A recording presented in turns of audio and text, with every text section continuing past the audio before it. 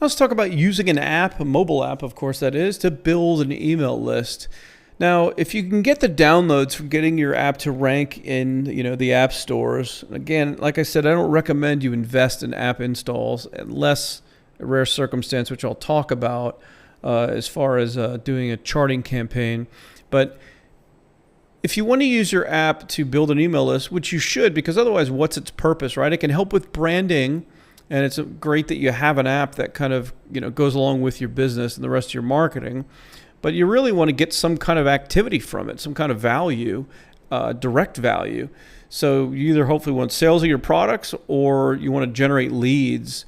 Well, it's much easier to generate leads with an app and get those types of conversions than it would be to get someone to buy your products right from the app. So let's talk about using an email app itself. Using an mobile app to build an email list. So mobile apps, they can be a great way to generate leads and build an opt-in list.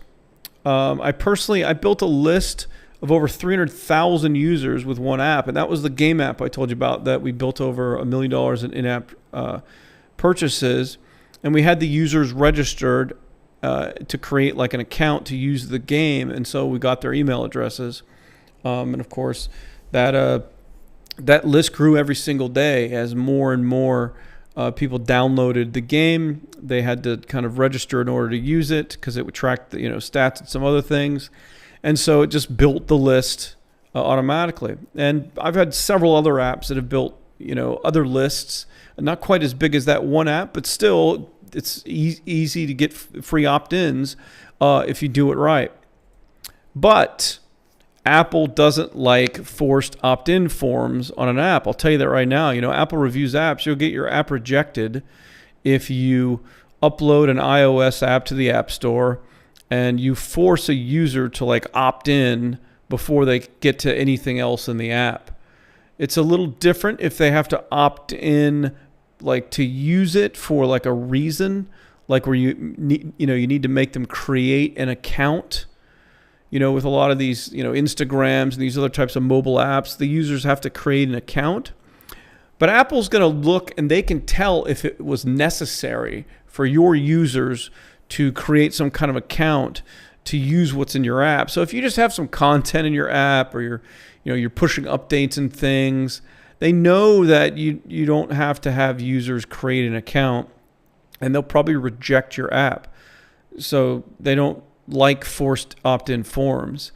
One of the things you can do though is, and a lot of apps do it and have okay success with it, is you can have a link or button inside your app, that says get our email newsletter.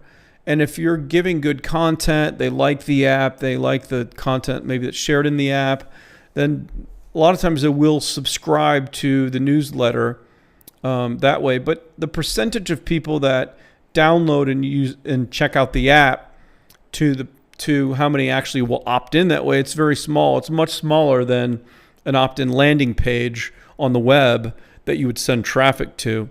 So your opt-in percentages are much lower. Now, if you get apps that get ranked in the App Store and you're getting some downloads every day, whether it's a few hundred or even a few thousand, which is possible, then you can generate a steady flow of leads that even if it's not getting a 50% conversion of download to opt-in, even if it's 5%, who cares? It's basically free if you're not putting a lot of resources into that mobile app.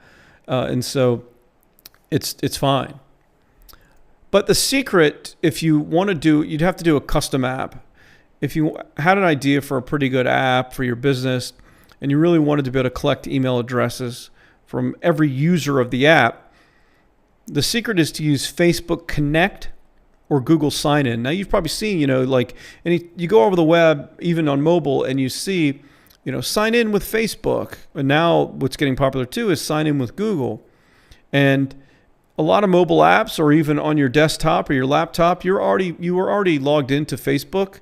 So as you go around the web, you're still logged into Facebook. And so when you click that button, it can automatically sign you up for a new account without you having to enter your information at all, because it's, Facebook already has it. You've probably experienced this. You've probably used this, I'm sure by now, most likely with a service or two, using Facebook Connect to create a new account or the Google sign-in. Well, you can do that in a mobile app. And what I've noticed is using that as a front door for a mobile app often gets approved or at a much higher rate than using like your own little form where someone has to opt in to use the app. Apple sees it as more legitimate. Apple sees it as another layer of kind of safety because you'd actually have to have a Facebook account or Google account to be using Google Sign-In or Facebook Connect. And if you were abusing people, by you doing this in the mobile app, they'd complain to Facebook or Google, and then eventually it could shut that off. So Apple pretty much allows it from almost every case I've ever seen of it inside a mobile app. Now, by the way, their rules change all the time. Next week, they could stop doing it.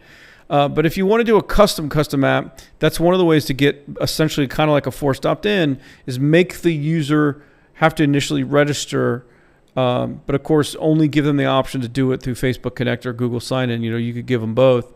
So there's no form to fill out, and that's the easiest way. And of course you can get their email address from either one of those methods.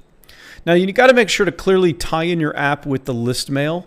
The look and feel of your app needs to match the branding look and feel of the rest of your marketing. If you build opt-ins from the app and then you start blasting people with emails, and it's hard for them to realize where that email is coming from and why, then they may mark it as spam, and it can really damage whoever your provider is for your email marketing. So you got to be very, very careful with that you're clarifying, that they're getting email and that it was tied into the app where they opted in.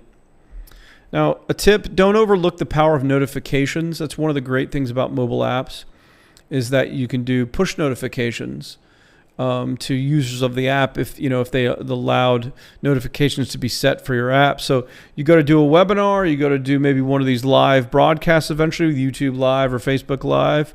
You do push notification to everyone that has the mobile app, and bing, they get the little pop-up on their mobile phone that says, hey, just giving you a heads up, I'm jumping on YouTube Live right now if you want to check out the live cast, or I'm starting an important webinar right now if you want to jump on, click here, so you can do push notifications to all your app installs. Again, they'd have to have it enabled, but a lot of people do enable them, and they'll get those messages. So that's another very popular way to recycle traffic, drive them to other things that you're doing. Drive them, of course, to things that will turn into money for you. Like if you're doing a webinar selling stuff, you may not be able to make money directly from the activity inside the mobile app.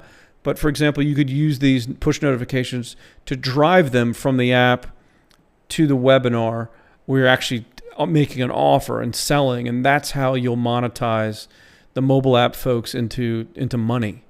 So anyways, those are some tips on building an email list with an app.